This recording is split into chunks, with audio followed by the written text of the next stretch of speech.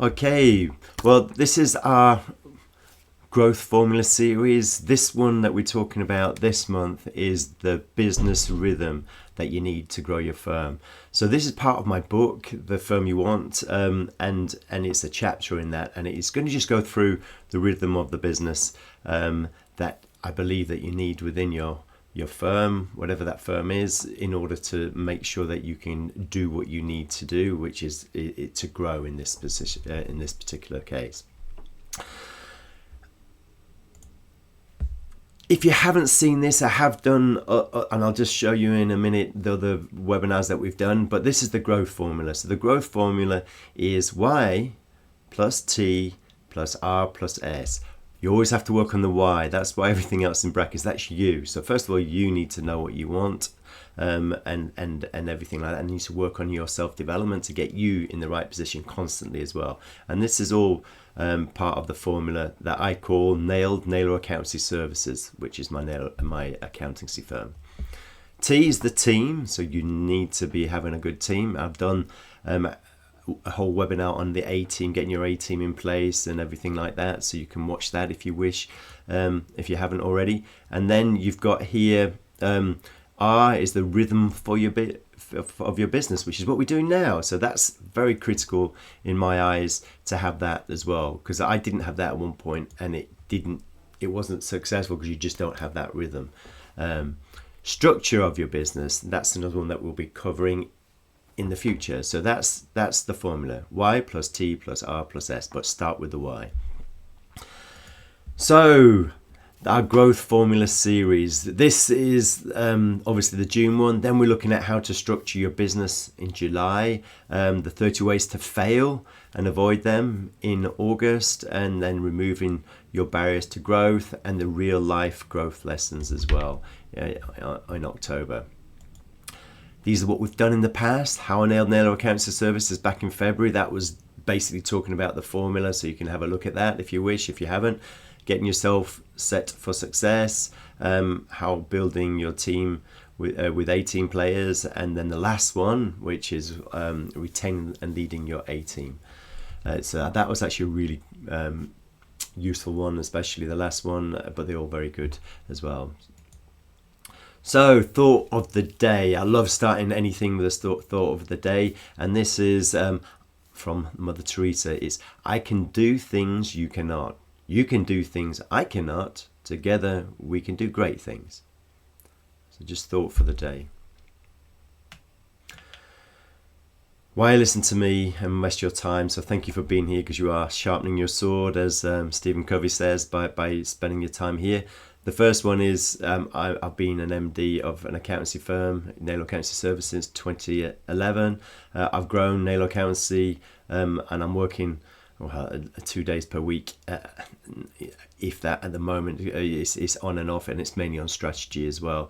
So it all depends on what's happening. Started Intelligent Outsourcing in 2016, grown Intelligent Outsourcing IO to over 100 people. That's obviously with a team. I would never be able to do any of this without a team and the rhythm of the business and all that. And I'm the author of The Firm You Want, which is available on Kindle and Amazon, if you wish to have a look at that. I also give it away at Accountex for free, so if you're at an Accountex, you're welcome to come to my stand. The agenda for today is, what is a business rhythm? So we're going to cover that. Then we're going to be covering the 5 different types of meetings that you need for growth. And then we're going to do why each is important and who needs to attend. And then lastly, but not leastly, the rules of a meeting. So these are just the 4 items we're going to cover in this webinar. Another thing here, just meetings should have few people as possible, but all the right people. That's Charles Scharf, who's CEO of Fargo, and it's just to bring the right people in, make sure that you're not missing people, especially those that need to help make those decisions, or are the main leader, who will actually have to have that final say maybe as well. And it's just to make sure, so you don't want to be missing those key figures or key decision maker when you're missing, and it's just no point having a meeting with lots of people in, because you're wasting their time, and that's productive time.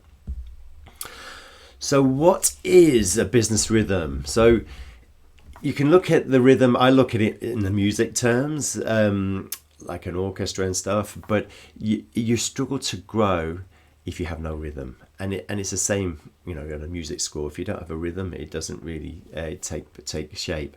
And if you're just doing it on an ad-hoc basis, I did do this at the start.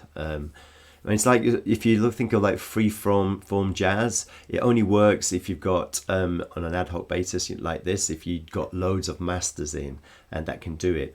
But if you've got, it makes it easier if you to establish a rhythm. If, it's more like an orchestra where, you can rehearse and you practice at home, and you need your conduct and everything. So you actually create that rhythm, the structure. You've got the score of music as well. So you've got something that that you're working from to play and go forward. Does your business have a rhythm? Have a think about it. The right business rhythm is vital, in my opinion. Just to make sure you get the right frequency of meetings, the people in the meetings, and just going forward. And sometimes you may not feel that the meetings are worth it, but that is the rhythm. The rhythm of any business are meetings. As the leader, you are unfortunately in meetings. It's like basically saying, a surgeon, they have to go into surgery. As a leader, you have to go into meetings, unfortunately, even if they can take up a lot of time. Key is to not allow it to take more time than that you should have.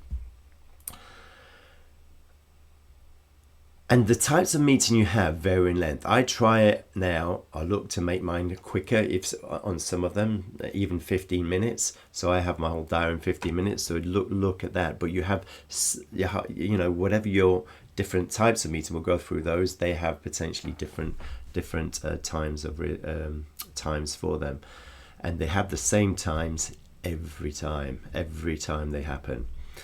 And I'm going to just show how I created sort of the rhythm with Naylor Accountancy Services and Intelligent Outsourcing, and the approach that I've sort of tried and tested over the time, to make sure that it works and it gives me that rhythm. And I know my leaders, and then they going down into their subordinates, their team, helping them. I know that that's going to filter all the way down the right way. And just following that regular rhythm. So I will start with the most frequent rhythm of the meeting, and I'll go up. So I'll be going for the one that we all do. But another quote: "Making money is the art of working. The art of good business is best art." And it's just talking about the good piece of art contains a rhythm like a business. So it's just like rhythm. So like art, as in music or anything like that, it has a rhythm. There is something. And business is art, as Andy Warhol says as well. So we've got the five different types of meetings. So few people know that they need five different types of meeting, and it's really not complex. It's so simple. But the thing is, it's difficult to be constantly doing them all the time, because people start thinking, oh, it's not worth it, nothing's happening, there's no traction, we're doing the same thing every meeting. You stop those regular meetings, that regular rhythm, and things go to pot. You must have the rhythm. Even if you think it's not worth it, you have to have those meetings, because when you do stop them, then the weeds grow, everything happens, and you see it all the time, because we were down that route where people thought it was a waste of time. You stop them, and then things happen that you don't want to happen, and you don't know, the team don't know, and everything like this. So it does help you get that rhythm and the growth that you might want. If you don't want growth, it just maintains you where you want. So Patrick Lencioni. Now, he is the author of The 5 Dysfunctions of a Team. A must read if you've never read it. Is the 5 dysfunctions, are especially within the leadership team, and what you need to know and the main problems. But what he says is the majority of the meetings should be discussions that lead to decisions. So discussions that lead to decisions. You'll see that in what we do, that especially our leadership meetings all have decisions, solutions, and actions. Every meeting normally has actions at the end of it. If there's no actions at the end of it, it's not potentially a meeting that you want, especially within your leadership team. But the huddle, which we'll talk about, that may not have actions. So the 5 types: 1, the daily huddle, which I just alluded to. 2 is the weekly leadership meeting. Then it's the one-to-one meetings, they are a must, and quarterly review meeting, and then the annual way forward planning meeting. I would potentially put another little one in there, but I'm not going to go into that. It's a tiny one potentially, and it all depends how big you are as well. Zig Ziglar: people often say that motivation doesn't last. Well, neither does bathing. That's why we recommend it daily. So the whole point of doing the daily huddle is the motivation. We have an offshore team in Naylor Accountancy Services, so the daily huddle has always been very important to us. And the reason for that daily huddle being important to us is because you've got people in the Philippines and the people in UK. We used to have everybody in the office, now they're all over the place because we've done acquisitions, people work from home in the UK as well. So what it means is the daily huddle brings everybody together every day, and that gives them the opportunity to see each other, know that they're part of one team, and also ask 3 questions. So everybody has a minute. It's 15 minutes max, but this is what the sort of things that happens in it. They ask, what is it that you're working on today? Or this is what they talk about. What did I complete? And what are the blocking my progress? So those are the 3 key things to discuss. Every person will do that. They have about 2 minutes each to talk about that, and then they go through it. If they need help, that's in the blockage, so the 3rd one. So it's, what did I work on yesterday? What did I complete? And what is blocking my progress? And what that does, it just creates a little community. We have changed it a bit in Naylor Accountancy, and we always have had an extra thing as well. So once a week in Naylor Accountancy Services, the team in their huddle always have somebody talking about one of our core values in Naylor Accountancy Services. So we have core values in both Naylor Accountancy Services and Intelligent Outsourcing. We are going to do a webinar on core values in Naylor Accountancy Services, so if you are interested in that, I think that might be the next one, but I'm not quite sure, I can't remember. But core values are very key to us in both our businesses. So they talk about them, and that's just to show what they think about them, how they've seen it, observed it within the team or with clients or whatever circumstance, and what it means to them. And it just, so they live and breathe those core values. What we've also, so it is just a matter of making sure that if your team are all together, if you are all in the office, I would be standing up and just doing it. That's what I can remember seeing it when I worked in London in the city. So you had it around the development, so the IT development teams. They used to stand up every morning around a huddle, just talking about those 3 things basically in a huddle, and go through what everybody does. I used to find it funny when in the finance department you see all these people huddled, but I didn't really understand what they were doing and why until later on when I had my own business, and I think it's just an amazing thing to have. So we introduced it very early on. Especially when we had a Philippine team, because it made a massive difference to feeling one cohesive team.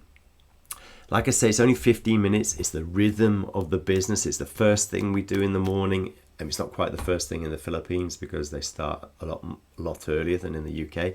But it's a video call that we do this, so because it's everybody's all over the place. But that's how we work in the UK. I really recommend that for any business. So, and it's something you can put in straight away in any firm, as long as you've got more than just you. If it's just you obviously can't do that.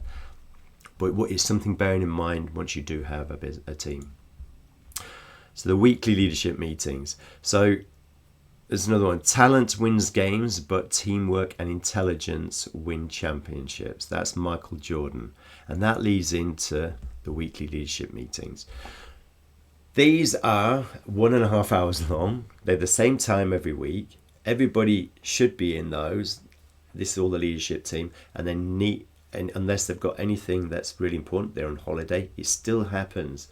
It will only not happen if there's only about 2 people in our leadership team meeting, because then you're not going to get that much done. But we have to have it every week, And even if you don't think there's anything, we look at everything in that weekly meeting, and I'll talk about what's in those meetings later. But we go through that an hour and a half, and it's just that rhythm. We do it every time, and there's lots that happens in those meetings. We have an agenda and a formula and a structure. That's in my book as well, The Firm You Want, so you're welcome to see that. But it starts just off with a few minutes, everybody just saying to someone, it's like a segue on something fun or whatever that's happened in their lives that week or at home, just something personal, or something funny, something anecdotal. So everybody just has a bit and just breaks the ice. What we do as well in intelligent outsourcing, we stand up and we breathe in 3 times, and that's just to get you focused in that meeting. I haven't done it in the Naylor one. I should probably do that as well in the Naylor accountancy services one. But they just stand up and they breathe. And then what it does is focus everybody in that meeting, not where they were 5 minutes ago, not on that email they just looked at. It's just to try and bring them into that room, basically, because you've got an hour and a half. You need to be focused, and you will talk about that later on in some rules for every meeting. What we do is we sort of start off with some KPIs that we look at. So these are sort of just some measurements. So we look at the data that we've got. So we go through that of both Naylor Accountancy Service and IO, Intelligent Outsourcing. So we have data that gets monitored every single week, and we go through it, see where we are, what's going red, as in what's an issue, what isn't. So you have numbers that you look at. These are just some examples of what you might want as an accountancy firm or bookkeeping firm. So just the number of new clients signed for the month, number of clients resigned, number of accounts completed in the month. Now, this is something we do look at every week. Sorry, not in a month, in that week, but in that month. So what is the total number? What's the change from the last week? But it's looking at how many are done.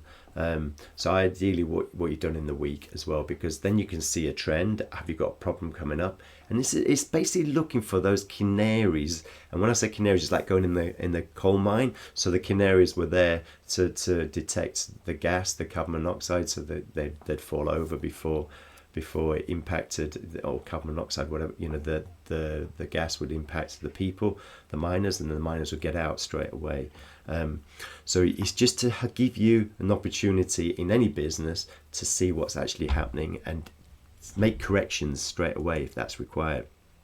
Number of self-assessments to be completed. We look at this all the time because we wanted to get, in the Naylor Accountancy Services, there's this, we want to get 80% done by October and 90% by November, and we have goals all the way through. We want to get through it as quickly as possible. So we have very few. It's just the stragglers who aren't giving us information. But so that's one thing we look at.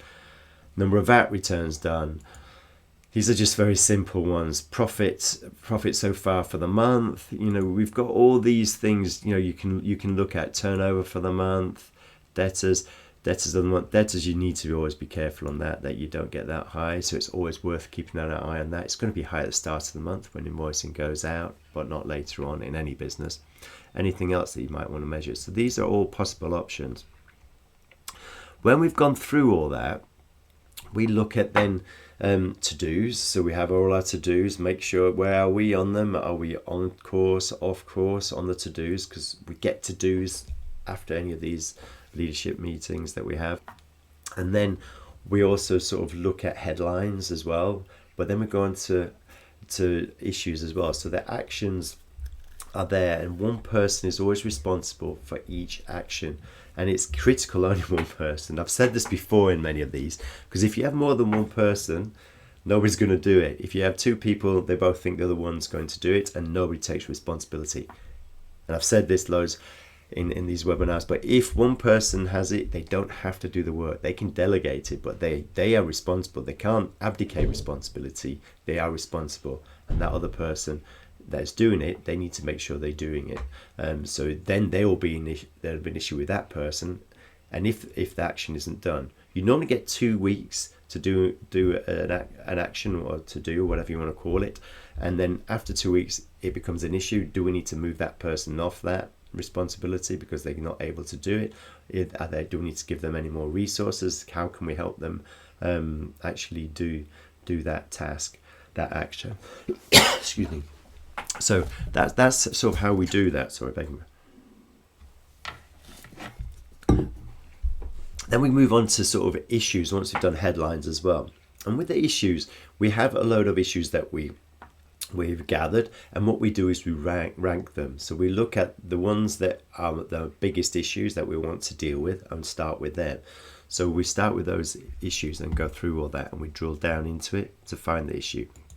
Now, I will go through that in a bit more detail later on drilling into issues and stuff, because at the end of that issue, you then get actions from a solution. So you create a solution and then an action or actions, and then they go away to do it. So then they'll go on to their actions and come off the issues and go on to the actions. Be aware that the issue might not be the real issue, so you have to really drill into things and really ask questions, and you all need to be doing that. Patrick Lencioni's book, The 5 Dysfunctions of a Team, is really critical for your leadership to be aware of and them understand it, and you understand it first. Actually, that's the you, because you need to get the trust and accountability within your leadership team to be able to say anything, not being rude, being respectful, but you need to be able to question people and ask them and drill into things. So that's really critical. So that book is very good, and I've got friends who absolutely love that book. One-to-one meetings, that's another meeting. Now, I know people who don't do these. They have a team of 5, 6, but they don't do them. The reason I don't do them is they don't have time. You have to make time. You can just do it even if you don't have time. Book in 15 minutes one-to-one. Just get them to talk to you. Half an hour.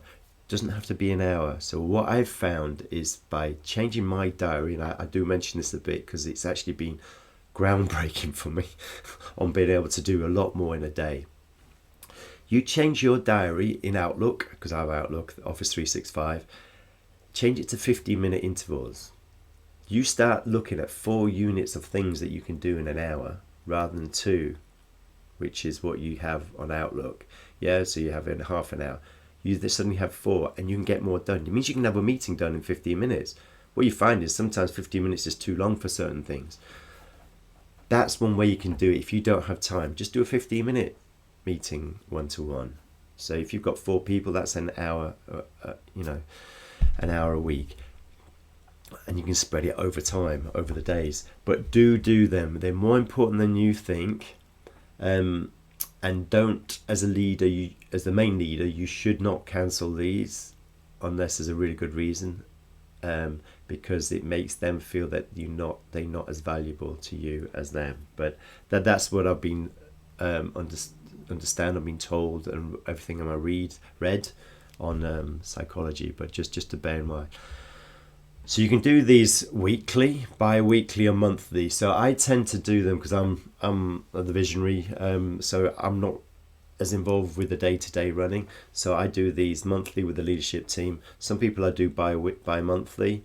And I do some weekly, but that's just because I've taken on a certain area until we get someone new in, just because I'm trying to take that off my plate to pass on to someone. So it's one thing I still have left, which is the sales and marketing, which is always the last thing normally the business owner lets go of. So I need to get rid of that seat at some point. But one-to-ones, weekly, bi-monthly, or bi-weekly, or monthly, monthly at the very minimum. Then you've got your quarterly review meeting. This lovely photo here, that is our team, NAS leadership team, and we've got 2 people there in the Philippines, so they're on the screen. And you've got your lovely Lucky there as well, #hamster. So this was our quarterly review meeting just recently. So this is a 90-day window. So every quarter, obviously, we all have, as humans, a 90-day attention span. Now, that means that you can only focus on your projects every 90 days. Then you lose focus, and then you need to refocus. Don't forget, in your weekly one, you're talking about your your projects as well in there. So you're talking about those, where they are, what help you need on them. If you need any issues, we'll go into the issues on there. But the projects have been discussed every week. But every quarter, you review where you are and everything, and then you create the next quarter's projects. Some of these will be rolling forward, and you'll be creating new ones from issues that might have happened or things that you want to be moving forward. You have probably already got most of these projects that you are going to do within the year from your annual strategic planning meeting, which we'll be talking about in a minute. But this is where you basically have a whole day. So it's a whole day that you all spend together in person if possible. And so we have people coming in from all over. So Philip, and the tall guy at the back, he's from Southampton. Andy's in Yorkshire, and Michael and myself are local. And then obviously we've got Patrick and Steph in the Philippines there. But with all this, you look to bring people together, and you sort of have lunch together. But it is the full day. I always get in lots of breakfast things just to make it sort of nice, croissants and stuff, and some fruit, just to make it good and pleasant for the whole day. So it's a really nice thing because it gets everyone together and to discuss it, what's happening in the business, what the good things are as well, and everything like that. And we do talk about what's good as well as bad. It's not just focusing on the bad, because you must do that, because what you find as a business owner, and anybody in a business, you focus on what's going wrong because you want to correct it. That's only natural. But you need to focus on what's good as well, because what you find is when you focus on the good stuff, there's so much to be grateful for. And the bad stuff obviously just overrides all that, unfortunately. But it starts at 9 a.m, finishes at 4 p.m. That's how it should be. So it's very formulaic, 9 to 4, or whatever the time it is you want. But it's very formulaic in what you do, with an agenda and everything like that. Or just go through it, bang, bang, bang. Look to keep on track. You tend to do that. I have got the whole of the agenda and stuff. It's in the book, The Firm You Want, if you want to have a look at that. In Nail Accountancy, we do it in the office. Hire up the boardroom and we just do it there. So the review the quarter. So like I just said here, replace negative thoughts with positive ones. You'll start having positive results. That's Willie Nelson's quote. So I've just talked into this here by making sure you focus on what's good as well. So what we do is we start with, what do you think are the most significant 3 achievements of the business in the last 90 days?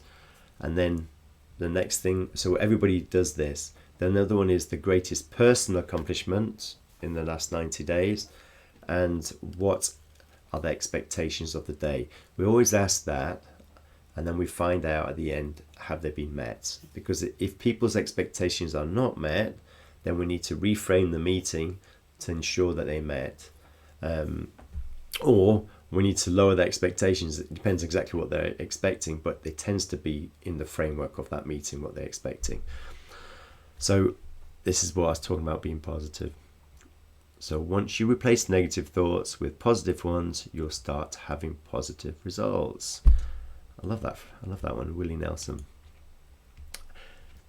We go through the KPIs. So this is similar to the L10 we do, but it goes into a little bit more detail in the quarterly one. So we look at the measurements, the goals, the financials, and were expectations met for that quarter. So because you obviously have quarterly KPIs as well as your what's happening in the week. So the weekly ones you're looking at are driving towards your quarterly one, because we want that to happen. So then you just go through all your projects of that quarter, and like I said, you look at it, are they going to get carried forward, reassigned to another person if it's the person's not able to do it, and if virtually completed, say 80, 90%, 90%, then the last 10% goes on to the to-dos, so your actions basically for the next bit. So review the way forward plan. So this is basically, and you do this in your quarterly review, just make sure that you're on track with it, you're happy with it, and you still want to do it. So it's just making sure nothing's changed in the environment, in the way everybody's thinking within the leadership team. So what that means is we look at the vision of for the 10-year, the 3-year, and the 1-year plan, and then just create, just make sure that we're all happy with it and the way forward and what we want. And we just want to make sure that we are still wanting to go for that 10-year vision. Nothing's changed. The 3-year plan and the 1-year plan, everything's in line. Nothing's changed. And then we're just moving forward. It also just reminds everybody of what that is as well. If there are any changes, we would put them in, and we just highlight that they have changed. And it just ensures everyone, like I say, is sharpened towards what our end goals are, because it does make a difference knowing your end goal and what you do now. So then you start with your end in mind, basically, which is a Stephen Covey thing. Start with the end in mind. Stephen Covey wrote The 7 Habits of Highly Effective People. If you haven't read that, please do get it. You might just want to go on YouTube or something, get a shortened version, because it's quite a long, thick book. You just need to understand those 7 habits, basically, and they're very powerful. Ensure you always have a 10-15 minutes pause after 2 hours, because you find you need it as a comfort break. It'll be a natural break anyway, but make sure you just have those breaks. And like I said, you establish the next quarter's goals for the next 90 days. These get assigned to one person. Like I say, they are in charge of that, and then they'll move that forward. And they can delegate it, like I say, to anyone else, but they are not abdicating responsibility. They are still the person in charge of it, and they need to make sure it's happened. So within intelligent outsourcing, we did have some projects which have been rolling forward. Nothing's happening. It's always off track. And I basically sat down with a person and says, how can I help? What can we do to get you back on track? And I explained how I did my diary. And now what she's done is she's put time in her diary and blocked it all out to actually make sure that she is doing that and doing it. So she spent even a whole week just getting back on track. So we need to move that forward. Otherwise, things do not happen. You get caught up in the day-to-day of runnings, and that doesn't bring, that's the 80% that doesn't bring your business forward. You need to focus on those projects your business does in order to get to where you want it to. And then you just create those quarterly projects that you need for the next, and the person responsible, you have that in there. Lunch, you always have a break. 45 minutes to an hour. We tend to have an hour only because we go out for lunch when we're in the office, and then come back, and then we sort of ready to go again, basically. And it's always good having lunch together if you're able to do that all in person, because you actually discuss things, you're socializing more, and it just moves things closer together as a cohesive leadership. And then you just carry on where you broke off, because you could have broken off anything. This is where I just want to go through in a little bit more detail what you do on these issues and how you discuss it and sort of drill through it, because you do go through one issue at the time. If you decide, like I say, which is the biggest issue. This is in your quarterly review, this one, but you would do this on a weekly basis as well, but you won't have as much time, an hour and a half. So here you should have more time to really get delved in. What you will do is talk about, are there any other issues that we need to add to the board? You might just say these are other issues within the business, and you'll see when it goes to annual strat planning where you sort of get them from. And then you just put them in there. They may just be things you want to be aware of, so then you put them at the bottom, but you want to be aware of that issue, but you can't do anything about it because it's external to you. You want to be looking at things to discuss, mainly what you have some control on, or you can do something that impacts it and you have control on. So you just deal with that, go through that. So drill down, establish, just what the real impact is. What I find is you need to step back if you're the business owner. You need to step back a little bit and you don't want to be talking until you need to be the last person talking in any leadership meeting, because, and you have to really make sure you do this because it's not always easy, especially if you've got an opinion on something and you might think, oh, I know the solution. Don't go in the solution. And you don't want anybody to go in with the solution straight away. What you need to say, if anyone does that, that's a solution. Let's talk about the issue. What is the issue? What is that problem that you've just said causing? And is that the real, and what is the cause of that problem? Because you really want to be drilling into it. But you need to, as leader, and if you've got anybody who's another co-leader, they need to be speaking second last after you. So reflect on everything, and you don't want to cloud anybody else's opinion. Why I created leadership teams is because I wanted other people's opinions. I know I don't know everything.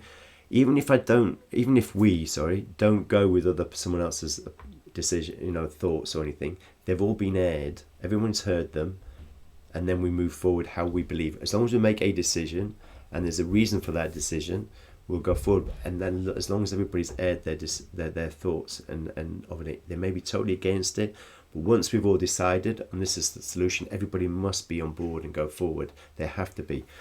But the reason I did have other people in, and I like people with different personalities. I've got a little bit of a problem right now. We have too many of the same personalities in one of our leadership teams. So we need to get someone new in, which we're looking at now with a slightly different profile, just to add a bit more difference in there.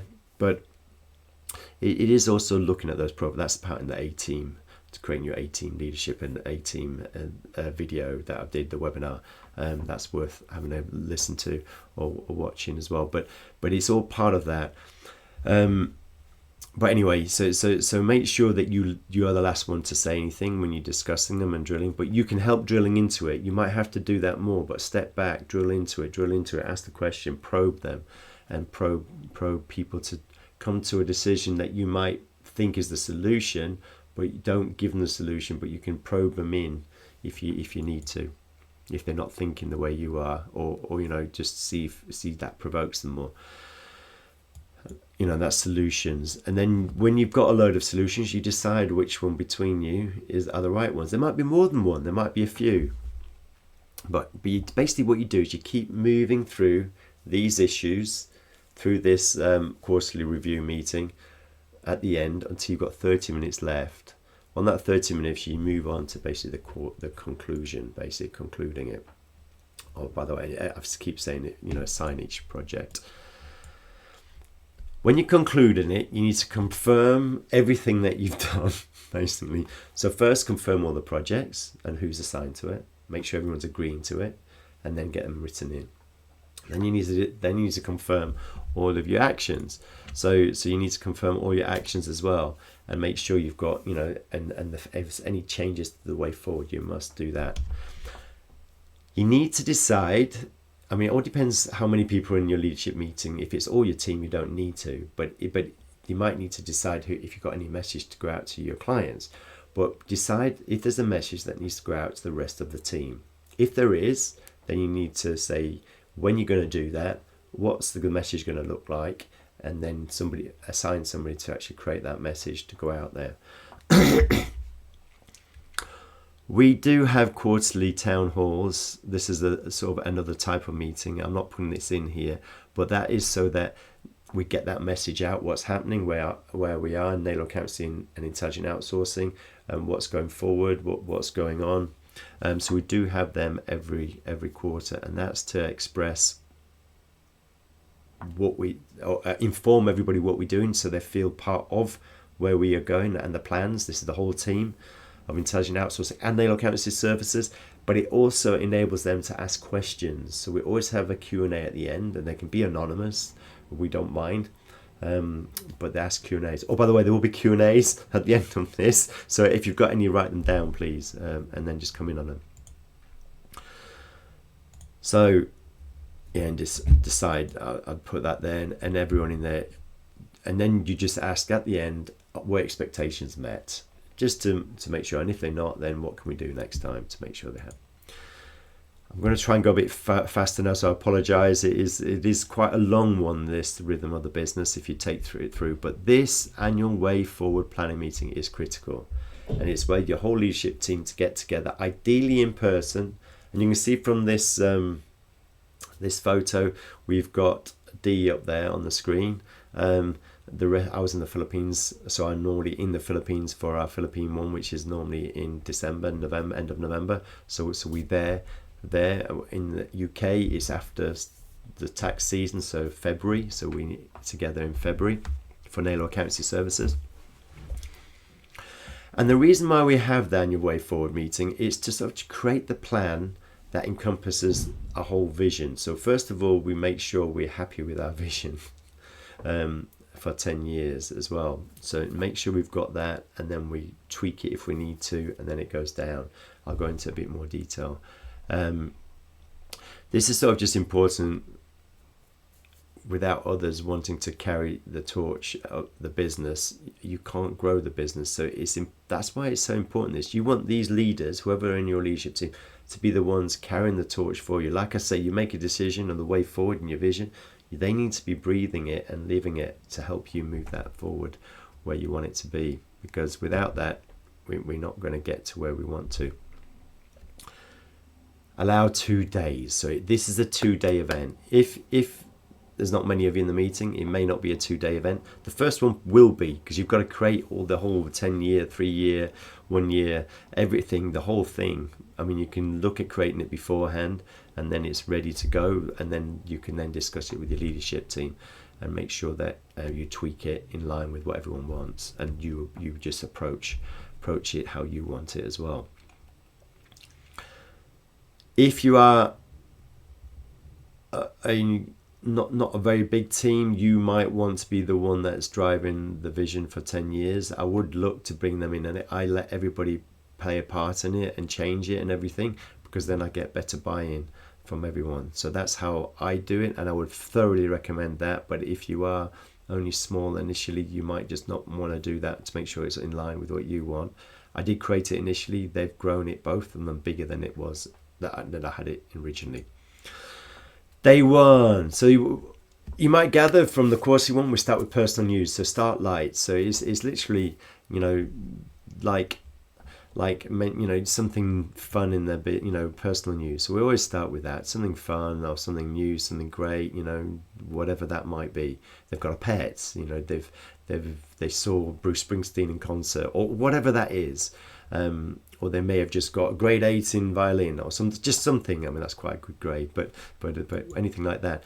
Then it's the personal review of last year. So look at what are the 3 things, the biggest accomplishment of the business in the last year, in their opinion. So that again looks at the positives. What's happened? We've already done this in the quarterly review, but you're doing this on that annual one, looking at the annual. And then it's the review the previous years. And that sort of just includes everything. This is what we go through after we've done all that personal stuff. It's to review the last year. So what we've achieved, the goals, have we achieved them? How far off were we? How far above them were you? The financials, the profits, the cash, debtors, how are they? Are they good, bad? Are they in line with what we were expecting? Are they above it or below it? KPIs, were they met or not? So all these things here, and then non-financials as well, numbers of clients, team members that we've got, locations if you've grown by location, or whatever that might be, leads, webinars. If you've got a thing to do, number of webinars a week, a month, whatever, a year. In that year, have you met your targets?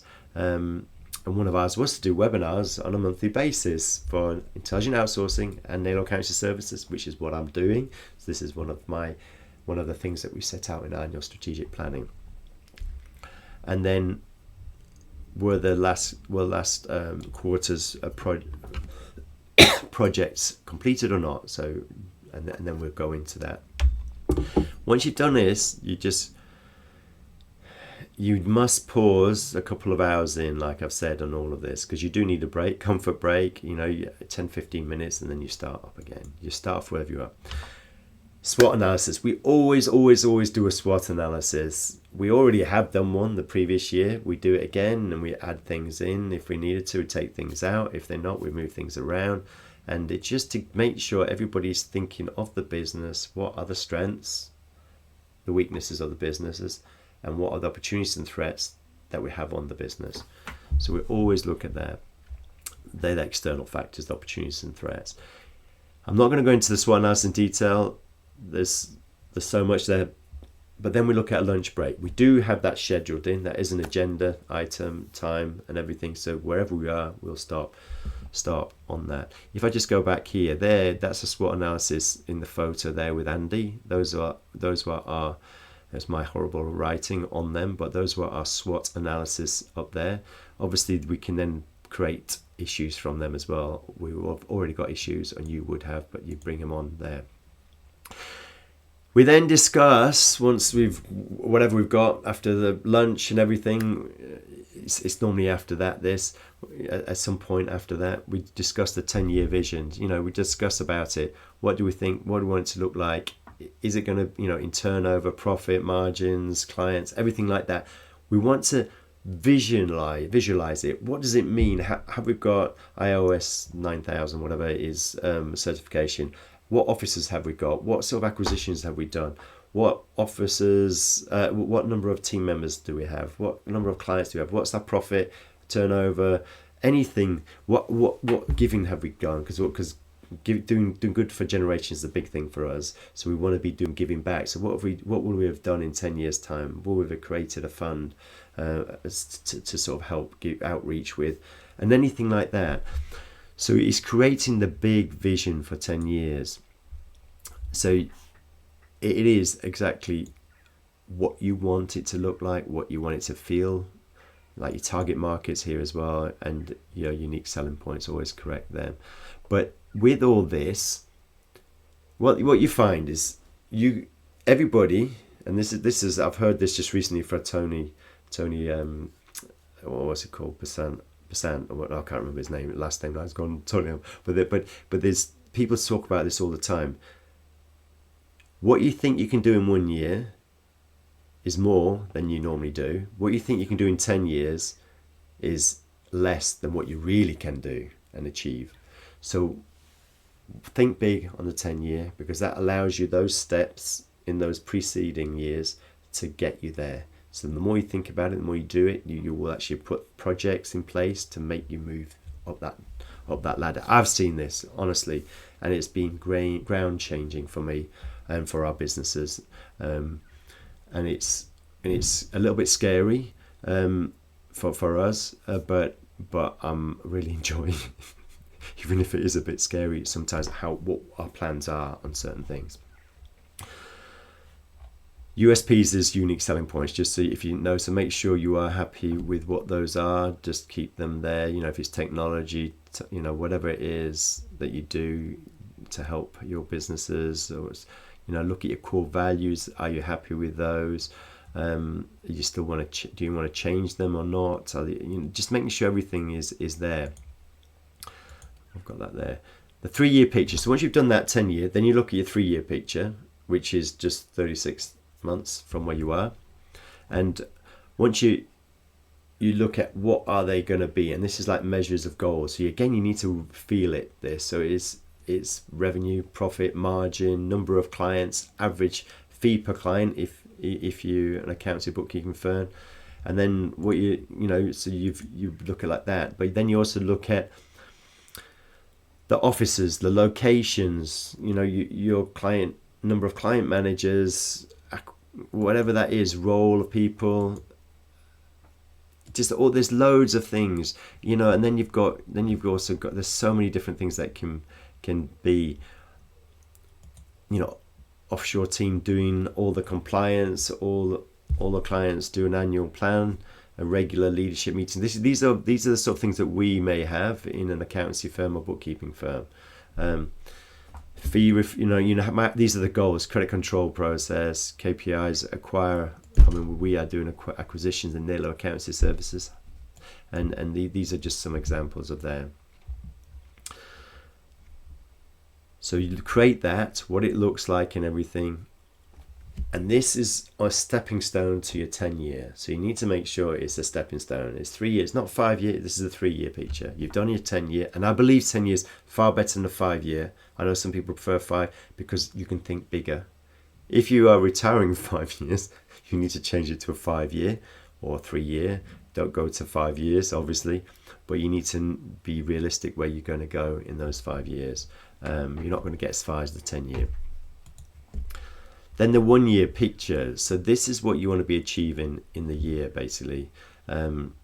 So with this, you would actually be doing, again, it's very similar. It's just looking at the same things as in the 3-year picture. There's not much different, but it's what it relates to the 1-year picture. This is something that you should definitely be achieving and in that 1 year. And it's like a budget, basically, for the year. And then you've got the close of the day. You may not get through all that, so don't worry if you don't. So it should be 7 hours long, 9 a.m. to 4 p.m. and then, or 6, six, but definitely not over 7. So, and then, because you will be tired, it is tiring because you're thinking a lot, but it's enjoyable. Not one of my leadership team has come out of an annual strategic plan without feeling engaged, full of energy, and really happy because they believe that it really makes a difference to them and what they're wanting to do and everything. And it's engaged people, so it works well. Day 2, I'm going to go through this a little bit quicker because I knew this would be longer. It's just, you just pick up where you left off. Again, I always have breakfast stuff there, although people tend to have eaten already, but it's always stuff. Again, we just go through where we left off, but the top, look at the projects. So you just go through them where we are, discuss the top 3 to 8 projects you want to work on in the next quarter. You've already talked about which have not been completed, so you decide, do you want to carry those forward? Are they going to get parked? Do we need to assign someone else? Then you look at the projects that you've got coming on, establish it for the next quarter, assign one person, and then make sure you shouldn't have too many projects, ideally only one or 2 per person. Unfortunately, we tend to have sometimes 3, but it's because of the things that we want to be achieving and that people want to do them. But it all varies on the individual.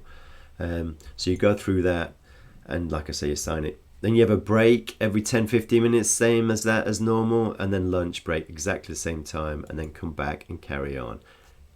This is not exactly how it would work each day. You just go through the agenda. Wherever you stop, you start again after every break. I'm not going to go into this in detail now, but we've talked about it, the discuss issues and repeat, just to repeat it the next day. Concluding it. So when it comes to concluding, this is the annual strategic planning meeting, you talk your way through everything that you've got on your plan. So you talk about your 10-year vision, highlight that, what that is, make sure everyone still agrees that. The 3-year picture and the 1-year plan, you go through it just to remind everybody what it is. And then you make sure everyone can visualize it. It helps everyone visualize where you are, what you're doing, and where you're going. Decide what messages you might need to give out to the rest of the team. Now, it's more important on the annual strategic planning, and we do this through the town hall, basically. So that's like my potential 6th one, but we don't call it a meeting because it's literally more of a broadcast in a way with them actually, because we decide what we want to tell them. We want to be as open as possible with everything. So that, and then we give the Q&A, like I say. But it is giving the picture. And then decide exactly we normally have the whole leadership team on there for the Q&As. I'm normally the one doing the discussion with Dee or in that intelligent outsourcing. Nail accountancy is just me talking. Ask everyone just for feedback and make sure that the expectations were met. That's right at the end. So you need that time at the end. So you need at least half an hour at the end to go through all this. Very quickly, rules of the meeting. So we have rules of the meeting, and it's basically just to make sure everybody's engaged. Like I said at the start of the meeting for Naylor Accountancy, not Naylor, Intelligent Outsourcing, we get everybody to stand up and breathe 3 times, in, out, just to make sure they're in the room. And then what we also go through is this. It's called food. So PHOOD, so food. This is in my book, this one, but it's just very simple. So P is participation. We just ask for 100% participation for everybody. So if people are on their typewriters, not typewriters, oh my goodness, that's going back. I've never owned one. On their keyboard. So if they're on their keyboard, they must be writing notes. That's the only reason they should be on there. No other reason. I have asked people to go out of the room if they are not in the room. I want them in the room. They need to be in the room. They're not. I don't want them wasting my time. Or if they're in person, it doesn't tend to happen. It's when you're on your weekly the weekly leadership meeting. So make sure that happens. Have fun. You want to enjoy it. Obviously, you can't always have loads of fun, but that's why I bring food and everything in the quarterly review meetings and your annual review meeting, planning meeting. Optimism. Don't be a pessimist. Don't be doom and gloom. So make sure your cup's half full, not half empty. Ownership. No blaming. We don't want to be blaming everybody. Take ownership of stuff. Don't deflect anything. That's part of our core values, is accountability as well. So it goes totally with our core values. And do not think you know everything. So that's one reason why I speak last, because I don't offer solutions straight away to things. You need to be listening, then looking at solutions later. Well, these are the food, PH with a P. So now you know, and I apologise, it's been an hour. I was hoping 45 minutes. So what is the business rhythm? You know, the 5 different types of meeting and why each is important, and the purpose, and then the rules of the meeting. And like I have got the 6 sort of one, which is pseudo one, which is the town hall.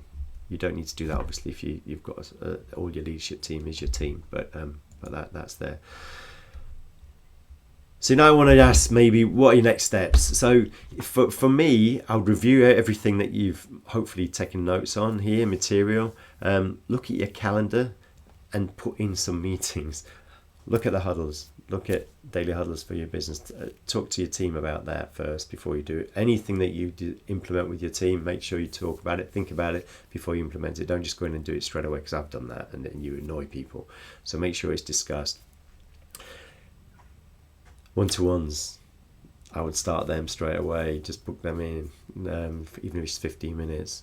And if you don't have a leadership team, then, you know, and only a few team members, then think about what you can do. If you've got questions on that, I can answer that, and my thoughts on that as well.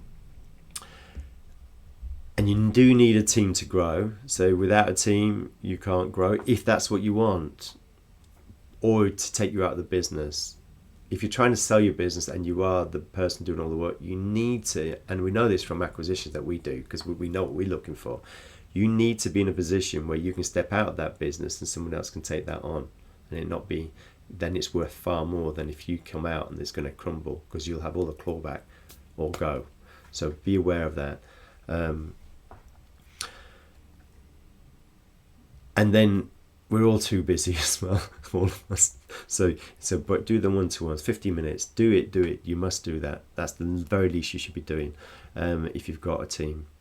If you've not got a team, then look at how you can build one. Minimize associated cost and risk on building that team.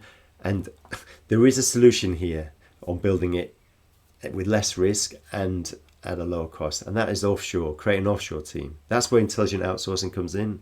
Intelligent outsourcing, we call it intelligent outsourcing because offshoring, creating an offshore team, is the most intelligent way to outsource. That's what we say. But if you want that, have a word. You're welcome to have a word with me or anybody in that intelligent outsourcing or one of our partners there. But it works because that's what I use for Naylor Accountancy Services. That's how I've grown Naylor and other clients. So there might be a number of questions. If there are, please do raise them now. You can put them in Q&A or anything like that. I'm very happy to answer anything.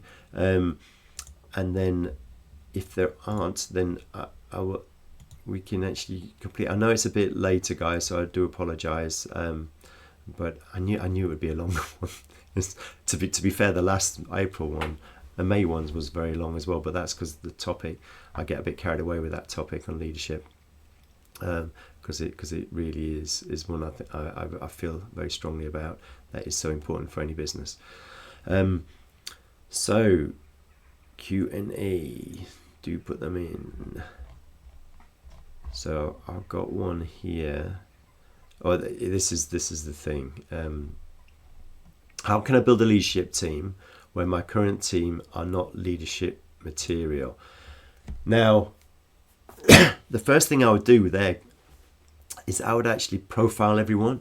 So there's some free. If you want, if you just DM me, direct message me on LinkedIn if you want. But then I can, or I'll give you some other messages, contacts at the end. But if you want to know,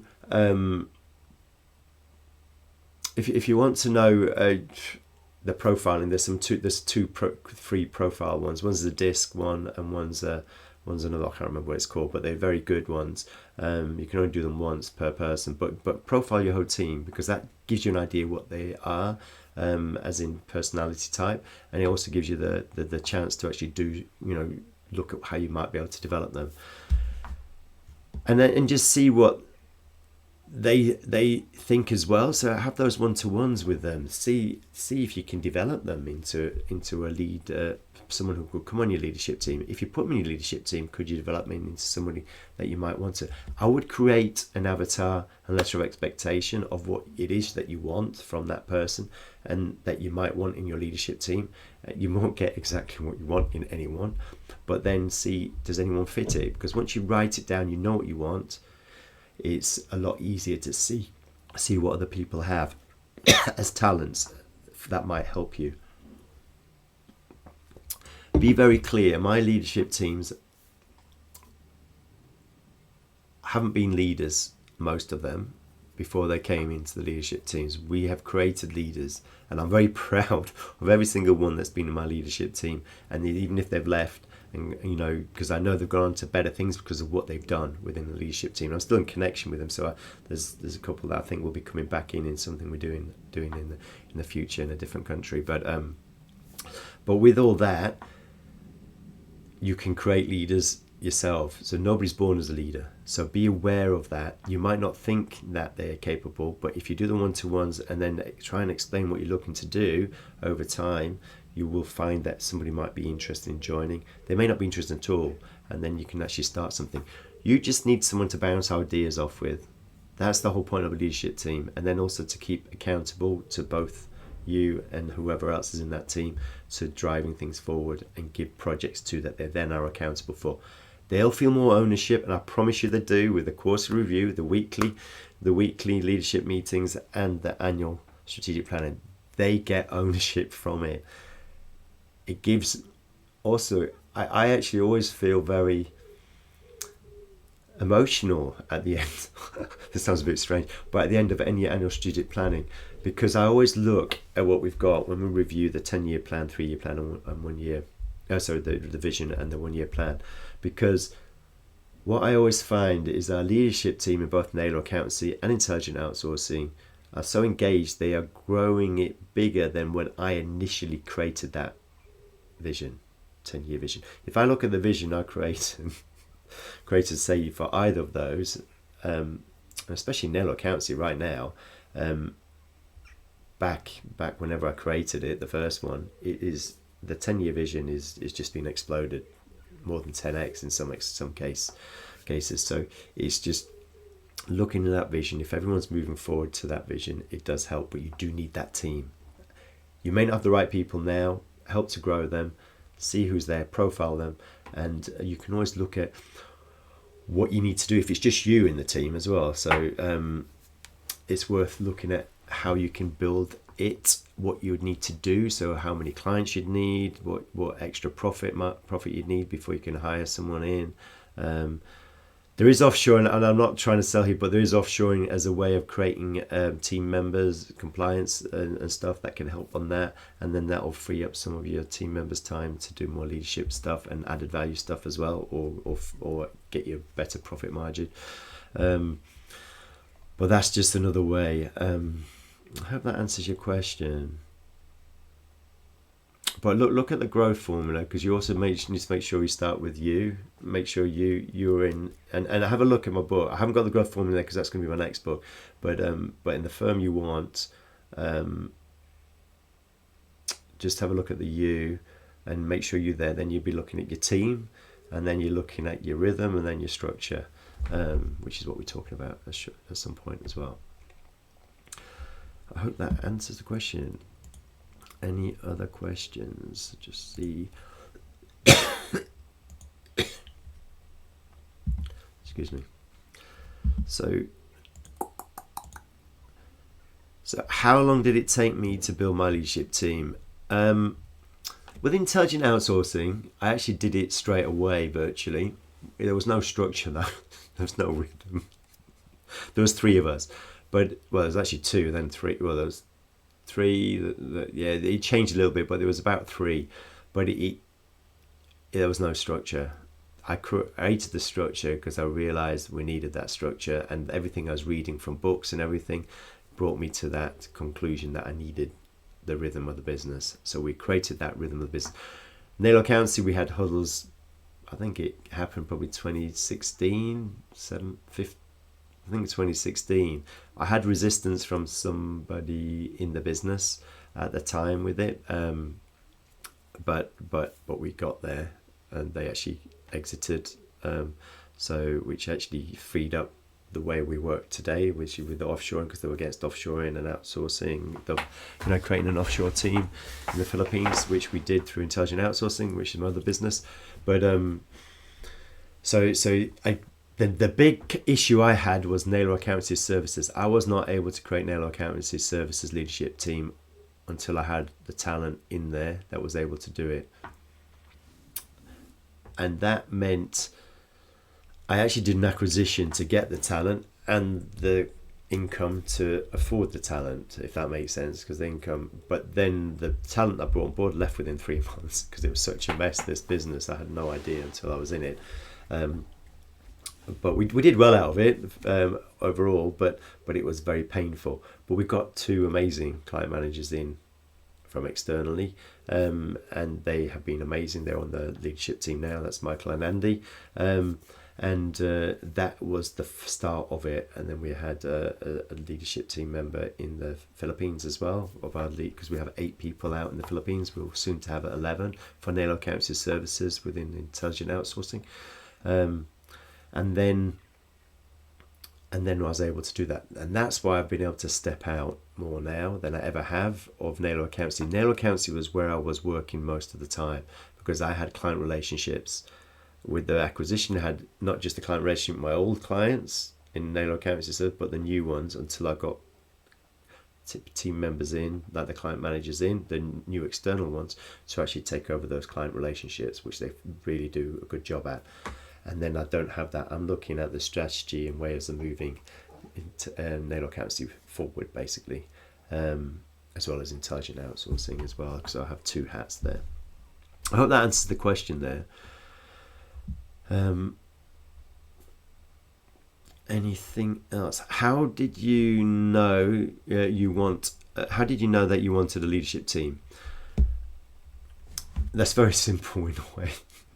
I knew I couldn't achieve what I wanted to achieve in business without a leadership team. There's so many quotes on that, but in reality, you need a team around you, but you need to trust them, delegate to them, and they need to be able to take on that responsibility as well. And that's all part of, in my book, The Firm You Want. That's the big thing. So I knew I had to.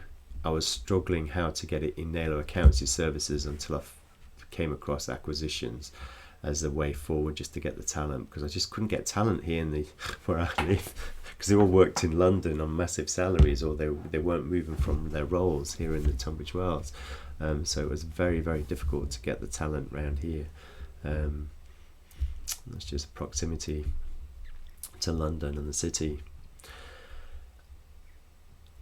How I've got here, what would be your tip for someone with no business rhythm? We've got no business rhythm. If you've got a team, if you've not got a team, then there's two different potential solutions. So the first one, I'd always start with a daily huddle and a one-to-one. So those dead easy, day-to-day one-to-ones. And if you don't, a daily huddle doesn't have to be daily. You can call it a weekly huddle. You could call it a 3-day-a-week huddle. You can still call it daily huddle if it's 3 days a week. Just call it a huddle. So do them with the whole team, 15 minutes max, 2 minutes each person, whatever, however many people is, that's how long it would be max. But maximum 15 minutes. It might be less than 2 minutes. And then just ask those 3 questions. What did you do yesterday? What are you working on today? What are your bottlenecks, basically? And I need help on. So that's what I do. If you don't have a team member, then you could get a coach. So they are keeping you'd meet with them every quarter, every month and quarter. Obviously, you could do those whole, like the quarterly review meeting. You could meet them weekly, but you might. I think that'd be a bit of an overkill if you're just with a coach. But you could do that. Or you could get somebody accountable. So you might have a friend or somebody that you know with a business, or the same business if it's an accounting firm, another accountant or something, that you meet together and you go through it yourselves on a quarterly basis, an annual basis. If they're happy on a monthly, do a one-to-one on a monthly basis, just a one-to-one on that. So you could do the same rhythm, but just do it with either a coach or someone that you know. Now, those are just 2 potential ideas there. So I hope that's helpful. Now, if there are no, I know we've overrun, so I'm really apologise, but if there aren't any other questions, let me just see if there's one more.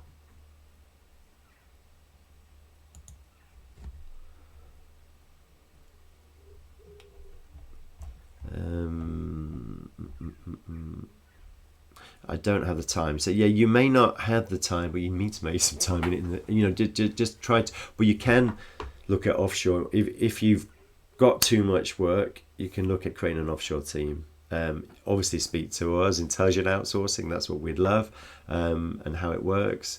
But it frees up your time basically, and you do need to free up your time somehow, and it does cost money because you need a person. So it's definitely worth having a look at that, and how that can help. So I am gonna just double check if there's anything. If there's not, I am gonna end this. But thank you very much, everybody. I hope this has been useful. If there are any questions that you haven't asked here, or you think of any, just direct message me, and I'm very happy to answer them. But as we go on, I'm just going to finish off the presentation by doing this. So I'll just mention the growth formula again here. Just the Y plus T plus R plus S. There will be a small book on this at some point next year. Sorry, this is just a page. If you need talent, we've got talent, obviously, intelligent outsourcing. So if to help you. I can see some of you here already have this book, but this is available on Amazon or Kindle if you wish to have a look. The Rhythm of the Business is a whole chapter in there. These are the up and coming ones, so do come along to the next one. I might have to change the 23rd of July. I just need to check my holidays because I think I might have boo-booed there, but I will just have a look there. But these are the ones that we've got coming up. If you want to book a meeting about offshoring, just send one to info@intelligentoutsourcing.co.uk or direct message me on LinkedIn. Okay, well, thank you very much, everybody. I hope that was useful for you, and I hope that to see you at the next webinar. All right, thank you. Take care. Bye-bye.